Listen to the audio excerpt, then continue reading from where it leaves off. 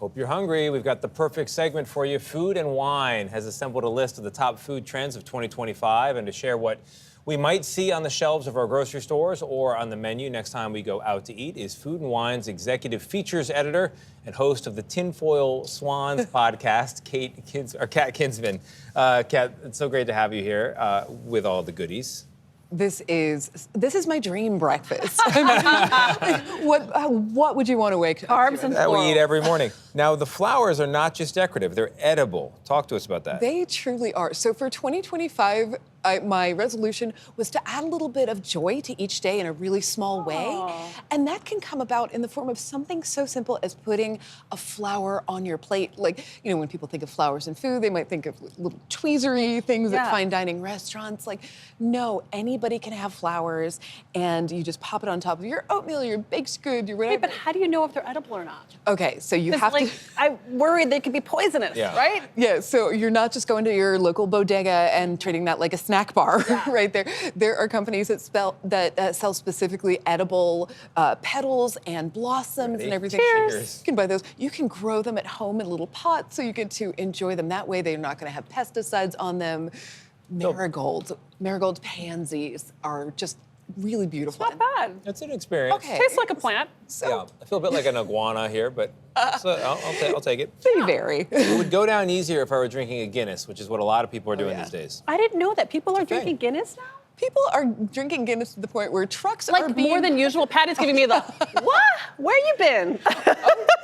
People are heisting Guinness trucks because it's become... Literally? Literally heisting, stealing stores of Guinness. But good news, they have upped production at various facilities, including the non-alcoholic Guinness 0.0, because it's just, you know, it feels substantial. It's not actually as heavy. People used to call it a meal in a glass. Yeah. It is emotionally, but it is not physically. So you can get in there, you know, social media is really... They've really hooked onto the splitting the G when you pour it in there. It's trendy, but it's also so classic. I love it. It's not my cup of tea. Guinness. I get it. Yeah. I get it.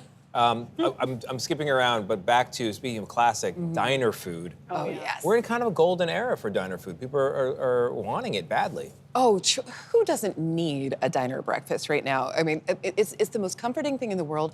I think a lot of us take diners for granted, too, and we cannot do that. We have to really, that place you love to go to it over and over again, let them know that you really appreciate them. The people who are really appreciating diners have been chefs. So you're going to see that some really wonderful and popular chefs, Nancy Silverton, Caroline Schiff, they are either taking over old diner spaces, classic diners, or going into new spaces, and you're still going to be able to get that beautiful classic diner breakfast that you love, but it might have a little extra touch. Not just maple syrup or butter, but like honey butter is going to be in there. On your salad, there might be a little bit of chili crunch on your wedge salad. Stop. I know. Good. So honoring the classics, but just making them a little bit more modern. What are your diner faves? Oh, I just do basics. I do.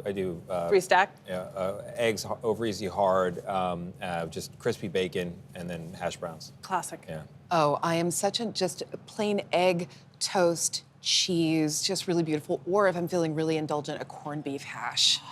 Right?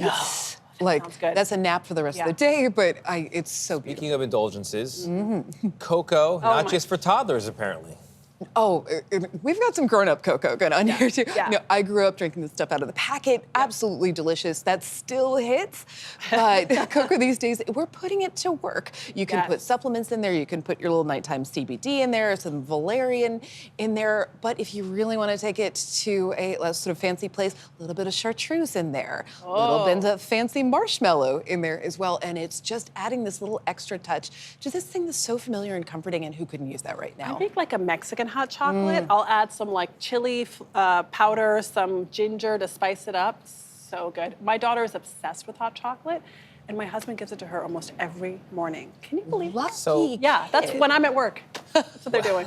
With whipped cream. Hey, he's the executive in charge. He's chief parent. I'm not while judging. You're at work. I'm not judging. It's great. But it's a blank canvas for your dreams. You can put anything you love into cocoa. All right, Kat, thank you so much. Yeah, we really appreciate it. Love food and wine. Calm is the watchword of the year. You're going to help bring us there. Yes. I don't know how your 2025 is going. All right. Thank you so much, Kat. We so appreciate it. Thanks.